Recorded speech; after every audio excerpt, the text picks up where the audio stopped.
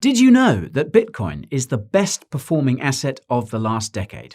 Since 2011, the price of BTC has gone up by a mind-melting 20 million %.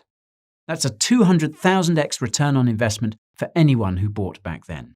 The 50% correction we've seen over the last month and a half makes this staggering statistic easy to forget. It also underscores the importance of getting in early and playing the long game.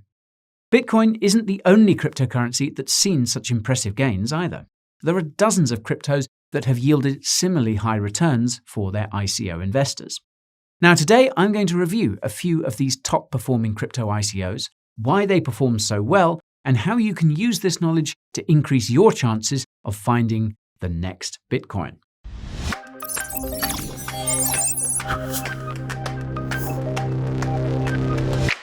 I know you're eager to make it to the moon, but I need to make sure my words aren't misconstrued.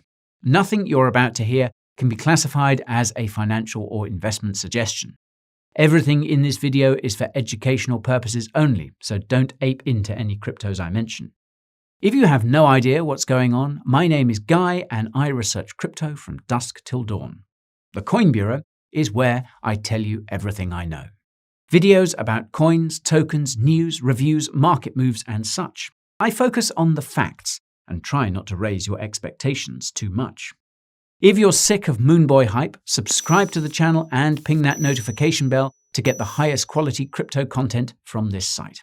If you're stretched for time or just a picky watcher, take a look at the timestamps I've left below to see what this video has to offer. If you see something you like, feel free to skip ahead. If you want to help this channel grow, you can watch the whole way through instead. So, now that you're in tune, let me tell you about a few cryptos that have taken thousands of people to the moon. Generally speaking, there are two ways a cryptocurrency is born. The first is through something called a fair launch, which is where a community comes together to mine a cryptocurrency from zero. Bitcoin, Litecoin, and Dogecoin are a few cryptocurrencies that were created via fair launch.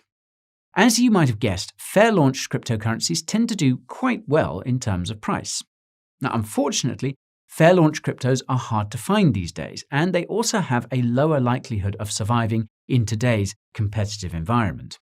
This is because it takes lots of money and time to build a cryptocurrency from scratch, get the minimum participation required to ensure it's decentralized and secure, and to get it listed on exchanges. This is where ICOs come in. ICO is short for Initial Coin Offering, and it's how most cryptocurrencies have been created. This is when a project sells its coin or token to early investors before it lists on an exchange, and sometimes even before the coin or token has been created at all. ICOs allow the team behind a cryptocurrency to get the money they need to develop its blockchain, raise awareness, secure partnerships, pay for exchange listing fees, and so on. Because the price of a cryptocurrency during its ICO is often just a few cents or less, the return on investment can be very large even when that cryptocurrency lists on an exchange. The trade-off is that there's no guarantee that the team behind the project will deliver on their promises. Everything could crash and burn before that coin or token hits the open market. So this makes ICOs a fairly risky investment option, but the potential reward can, and often does, outweigh these risks. This ultimately depends on how and where the ICO is being conducted. Regular ICOs are done on centralized platforms like CoinList, which thoroughly vet crypto projects to make sure they're legit. IEOs, or initial exchange offerings, are done on exchanges like Binance and FTX, which also vet crypto projects long before they reach the sale stage. However, decentralized exchange offerings, or IDOs, do not provide any quality assurance whatsoever. Most cryptocurrency ICOs are conducted as IDOs on various DEXs such as Uniswap on Ethereum and PancakeSwap on the Binance Smart Chain. IDOs are extremely risky and often end with a rug pull, wherein the project runs off with the ETH or BNB of the people who participated, leaving them holding a bag of shitcoins. Now, if you want to learn more about the different types of ICOs and how to find them, you can watch my video about that by using the link up there in the top right. And now for the main course. Which cryptocurrency ICOs had the highest ROI and why? Note that I'm ranking these cryptos according to their all-time highs. Oddly enough, the fifth highest ICO ROI cryptocurrency is Binance's own BNB coin. The BNB ICO took place in the summer of 2017, which saw 100 million BNB sold at a price of 15 cents per token. Now, I say token because BNB was initially sold as an ERC20 token on Ethereum. The BNB ICO raised $15 million, and those who've managed to hold their BNB since 2017 are currently sitting on a 2,000x profit. If we're talking all-time highs, any ICO participants who sold at BNB's peak netted an ROI of over 4,000x. The reason why BNB has been so successful boils down to its use cases, tokenomics, and Binance's quarterly BNB buyback and burn program. As far as use cases go, BNB is used to give trading discounts and other various perks on the Binance exchange. BNB is also required to participate in IEOs on Binance. The bulk of BNB's use case demand comes from the Binance Smart Chain, which is essentially a centralized clone of Ethereum which requires BNB to pay for transaction fees. The Binance Smart Chain ecosystem has grown exponentially over the last year, and BNB is also required to purchase most cryptocurrencies that are launched via IDO on dexes like PancakeSwap.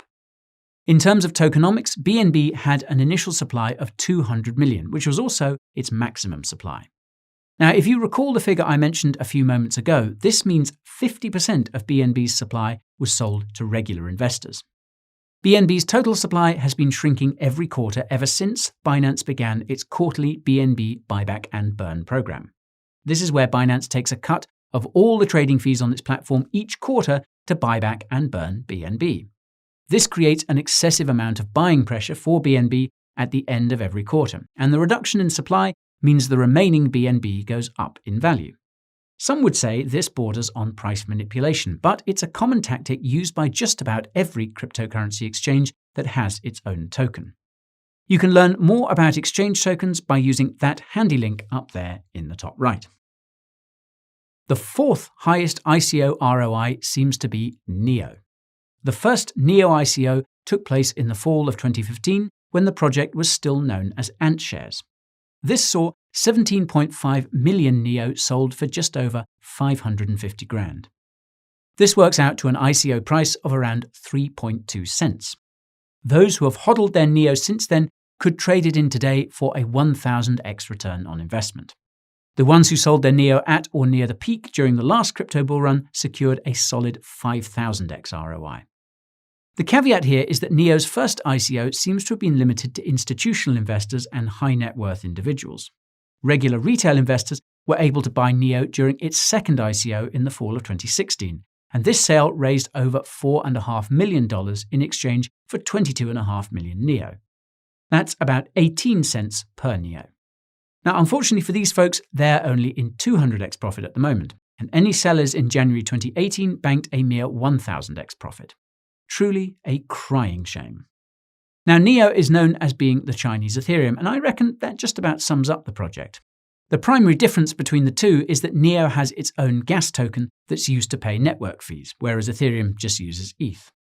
The NEO coin isn't used for anything else besides governance, and this might be a part of why NEO hasn't seen nearly the same degree of adoption as Ethereum. In short, there's no positive feedback loop in terms of price action and participation. 50% of NEO's maximum supply of 100 million was sold to public and private investors. There was a third token sale in 2019, in case you're wondering. The other half of NEO's supply went to the NEO Council, which oversees NEO's development. These tokens finished vesting last October. If you want to learn more about NEO, I know where you can go to do that. Follow that link up there in the top right. The bronze medalist in ICO ROI is IOTA. IOTA's ICO took place at the end of 2015. IOTA's entire initial supply of 1 billion was sold for just $434,000 in Bitcoin. So this means IOTA's ICO price was just $0.000434. The lucky so-and-sos who have held since IOTA's ICO are currently up over 2,000x. Any who managed to sell at IOTA's all-time high received a whopping 10,000x return on investment. Now, this massive gain made IOTA one of the top-performing cryptocurrencies in the previous bull market. IOTA gets its name from the idea of the Internet of Things, or IoT. This is the idea that every digital device on the planet will eventually be connected and work in synchronicity. IOTA seeks to be the bedrock for this digitized future and has secured numerous partnerships with big names such as Volkswagen, Microsoft, the Linux Foundation, and even the city of Taipei in Taiwan. It's not all sunshine and rainbows, though. IOTA has had its fair share of technical issues, and the centralization of its directed acyclic graph, or DAG, has raised some serious concerns. IOTA also does not have much utility demand, as it's used to pay for network fees on IOTA, and IOTA does not have a massive ecosystem of decentralized applications like other smart contract cryptos. IOTA's supply was also increased from 1 billion to 2.78 billion in 2017 to, quote, make IOTA optimal for tiny nanotransactions while still keeping efficiency in mind. Now, this is significant because it suggests that IOTA's supply could be changed in the future, and this could have some serious price implications. Anyhow, fewer than 200 million of IOTA's new total supply ended up in the hands of the team in some way, shape, or form, with the rest going to those original ICO participants. I'll leave an article that explains IOTA in detail in the video description if you're interested. The silver medalist in ICO ROI is none other than Ethereum. Ethereum's ICO was held across the summer of 2014 and it raised over $18 million in Bitcoin. With 60 million ETH up for grabs, this worked out to a price of about 30 cents per ETH. The current ROI on Ethereum's ICO is 6,500x. If we're talking Ethereum's all-time high, the ROI is a staggering 15,000x. This is not all that surprising, considering Ethereum was the first smart contract cryptocurrency to get off the ground. And Ethereum has consequently become the backbone for much of the cryptocurrency space, with thousands of other cryptos being built on top of its blockchain. The decentralized applications and protocols it powers also boast millions of users and billions of dollars in total value locked. Ethereum has seen an incredible amount of institutional adoption in both the private and public sector as of late, too. ETH is used to pay for all transaction fees on the Ethereum blockchain, and it will also be used for staking and governance once Ethereum 2.0 is rolled out. ETH is inflationary, and its supply has grown from 72 million to over 116 million since its mainnet launched in 2015. Naturally, the remaining 12 million of ETH's initial supply went to the Ethereum team. Now, there's a high likelihood that ETH will become deflationary once EIP 1559 is implemented sometime in July or August. If you want to know why, watch my recent video about Ethereum using the link in the top right. So, the gold medalist in ICO ROI is NXT. Now, if you've never heard of NXT before, it's because this cryptocurrency seems to be almost dead. Even so, it does hold the title of the highest return on investment in a cryptocurrency ICO. NXT's ICO took place long before ICOs were even a thing. An anonymous poster on the Bitcoin Talk forum detailed their desire to build a, quote, descendant of Bitcoin in September 2013. This individual decided to hold a crowd sale to fund their operation shortly afterwards and managed to raise 21 Bitcoin worth $16,800 at the time. The participants in this proto-ICO received the entirety of NXT's maximum supply of 1 billion when the mainnet launched later that year. And if you do the maths, this works out to $0.0000168 per NXT. While this is only a 1,000x return at today's prices, when NXT hit its all-time high of nearly $2 at the end of 2017, anyone who sold walked away with more than 100,000 times more than what they'd initially invested. Imagine trying to explain that to the taxman, eh? NXT is one of the oldest surviving cryptocurrencies, and it's also the first to use proof of stake, depending on how you define proof of stake, that is. Even though NXT is dead in terms of price, the project's website suggests it's still alive. There are weekly newsletters, there's a roadmap for 2021, and NXT's GitHub continues to see commits, albeit from only 2 developers. NXT is also surprisingly developed, featuring various smart contract functionalities geared towards real-world use cases. It just shows that you need a lot of money, manpower, and marketing to compete in the current cryptocurrency space. That's why you really need to do your research before you invest in any cryptocurrency, and you can learn all about how I do my research by using that link in the top right. When it comes to investing, it all boils down to assessing risk versus reward. In crypto's early days, the risks far outweighed the rewards. Cryptocurrency was just getting started, and there was no adoption outside of a small community of cypherpunks and free market capitalists. This risk-reward ratio can be clearly seen in the surprisingly small amounts of capital that older cryptocurrencies raised during their initial coin offerings and fundraising initiatives. It's crazy to think that 3 of the highest ICO ROI cryptocurrencies raised much less than $1 million out the gates. All of these are now worth millions, even billions of dollars. I suspect this is why most cryptocurrency projects that started up prior to 2017 allocated most or even all of their initial coin or token supplies to their ICO sales. It maximized the amount of money they could raise.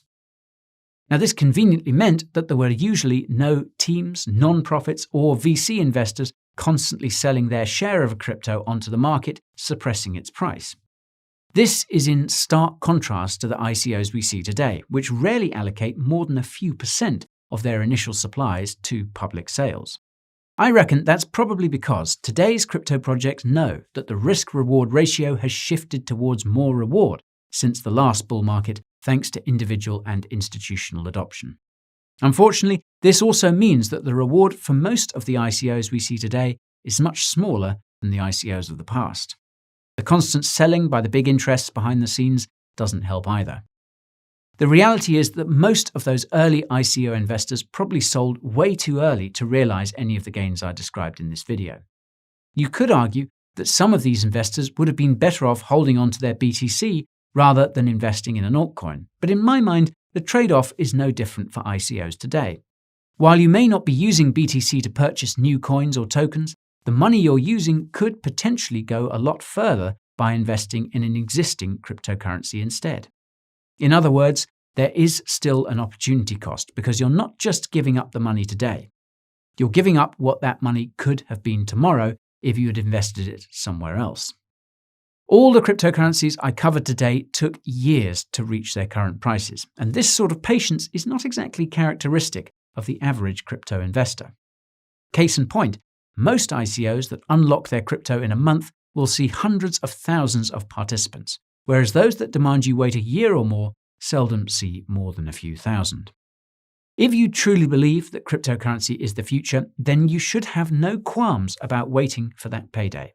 It's what those early ICO investors had to do, and the most patient ones made off like bandits. More importantly, the ones that are still here are still making gains. So if your goal is to do the same, forget about the timeline and focus on the projects that you believe have the potential to become the next Bitcoin. Believe me, they do exist. If this video made you feel bullish, give that like button a bump. Remember to subscribe to the channel if you haven't already, and ping that notification bell to make sure the next video finds its way to you. If you want to find your way to me, you can do that by following me on Twitter, TikTok, and Instagram. Better yet, you can join my Telegram channel to fill up on some daily crypto updates. My newsletter is where I give you the keys to my crypto kingdom. Tools, tips, tricks, and wisdom you can use to conquer the crypto market, as well as a close look at my cryptocurrency portfolio. If you're on the market for the hottest crypto merch, well, the Coin Bureau merch store is the only place you need to search. Every hoodie and shirt you buy goes towards feeding this guy. Links to all these resources are chilling down there in the video description. As always, it's been a pleasure, but I've got to go and get me some leisure. Hodl on to the moon, and I'll see you all very soon.